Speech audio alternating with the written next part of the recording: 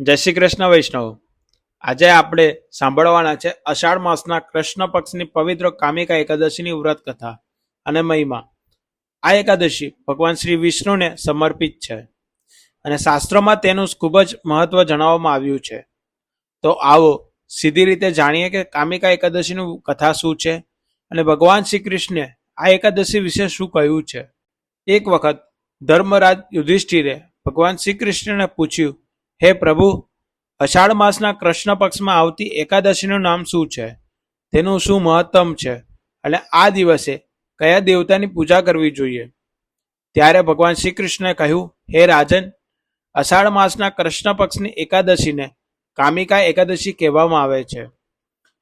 આ એકાદશી ભગવાન શ્રી વિષ્ણુને અત્યંત પ્રિય છે.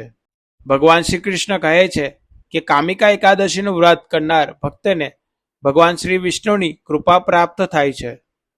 આ દિવસે ભગવાનની ભક્તિપૂર્વક પૂજા કરવાથી અને એકાદશીની વ્રત શ્રદ્ધાથી સાંભળવાથી મનુષ્યના અનેક પાપોનો નાશ થાય છે. તેથી જે વ્યક્તિ પોતાના જીવનમાં ભગવાનની ભક્તિ કરવા માંગે છે તેને પોતાની શક્તિ પ્રમાણે આ એકાદશીનું વ્રત અને ભગવાનનું સ્મરણ કરવું જ જોઈએ. આ દિવસે ભગવાન શ્રી વિષ્ણુ અથવા ભગવાન શ્રી કૃષ્ણની પૂજા કરવી જોઈએ. સવારે સ્નાન કરીને શુદ્ધ વસ્ત્ર ધારણ કરવા અને ભગવાનની સામે દીવો પ્રગટાવવો, ધૂપ, દીપ, નૈવેદ્ય અને તુલસી દળ અર્પણ કરવા. ભગવાનને તુલસી દળ અર્પણ કરવાનું કામિકા એકાદશીના દિવસે વિશેષ મહત્વ ધરાવે છે.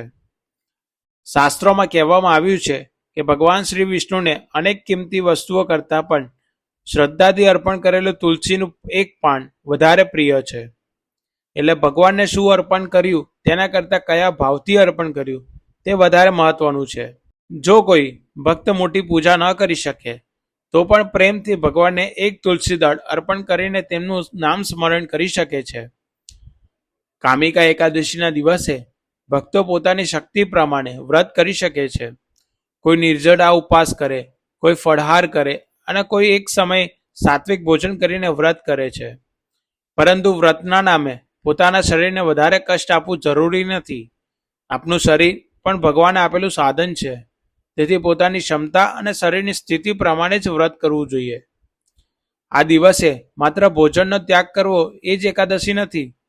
સાચી એકાદશી ત્યારે કહેવાય છે જ્યારે આપને ભગવાનનું નામ સ્મરણ કરીએ, ખોટું બોલવાનું ટાળીએ, કોઈની નિંદા ના કરીએ, કોઈનું અપમાન ના કરીએ અને શક્ય હોય તેટલું સારા કર્મ કરીએ.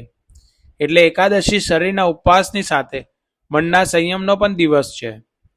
કામિકા એકાદશીના દિવસે ભગવાનની પૂજા કર્યા પછી ભગવાનના મંત્રનો જાપ કરી શકાય છે. વિષ્ણુ સહસ્ત્ર નામનો પાઠ કરી શકાય છે. શ્રીમદ ભાગવદ્ ગીતાનું પઠન કરી શકાય છે. અથવા માત્ર ભગવાન શ્રી કૃષ્ણ અને શ્રી નારાયણનું નામ સ્મરણ કરી શકાય છે. જો સમય ઓછો હોય તો પણ થોડો સમય ભગવાન માટે કાઢીને સાચા ભાવથી તેમનું નામ લેવું જોઈએ. આ દિવસે દીપદાનનું પણ વિશેષ મહત્વ જણાવવામાં આવ્યું છે. ખાસ કરીને રાત્રે ભગવાન સામે દીવો પ્રગટાવીને પ્રાર્થના કરવી જોઈએ. ભગવાનને કહેવું જોઈએ, હે લક્ષ્મીપતિ નારાયણ, મારાથી જાણે અજાણને થયેલા દોષોને ક્ષમા કરો અને મને સત્ય ભક્તિ અને સારા કર્મના માર્ગે ચાલવાની શક્તિ આપો. કામિકા એકાદશીના દિવસે દાન અને સેવા કરવાનું પણ મહત્વ છે.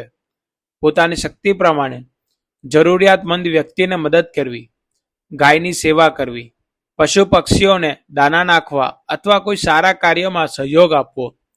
પરંતુ દાન દેખાડા માટે નહીં, પરંતુ ભગવાનના ભાવથી જ કરવું જોઈએ. હવે ભગવાન શ્રી કૃષ્ણ કામિકા એકાદશીના મહત્તમ વિશે કહે છે કે આ એકાદશી મનુષ્યના પાપોથી મુક્ત કરનારી છે. જે ભક્ત શ્રદ્ધાથી ભગવાન શ્રી વિષ્ણુની પૂજા કરે છે, તુલસી દળ અર્પણ કરે છે અને ભગવાનનું નામ સ્મરણ કરે છે, તેને ભગવાનની કૃપા પ્રાપ્ત થાય છે અને તેનું મન ભક્તિ તરફ આગળ વધે છે. ભગવાન શ્રી કૃષ્ણ ધર્મરાજ યુધિષ્ઠિરના અંતમાં કહે છે, હે રાજન, જે મનુષ્ય કામિકા એકાદશીનું વ્રત શ્રદ્ધાથી કરે છે અને ભગવાન શ્રી વિષ્ણુની ભક્તિ કરે છે તે અનેક પાપોમાંથી મુક્ત થઈને ભગવાનની કૃપાનો અધિકારી બને છે. અને જે મનુષ્ય આ એકાદશીની મહિમાની કથા શ્રદ્ધાથી સાંભળે છે અથવા બીજાને સંભળાવે છે તેને પણ પુણ્યની પ્રાપ્તિ થાય છે. તો મિત્રો, કામિકા એકાદશીની આ કથામાંથી આપણે એક વાત ખાસ શીખવાની છે કે ભગવાનને દેખાડો નથી જોઈતો, ભગવાનને જોઈએ છે આપનો સાચો ભાવ.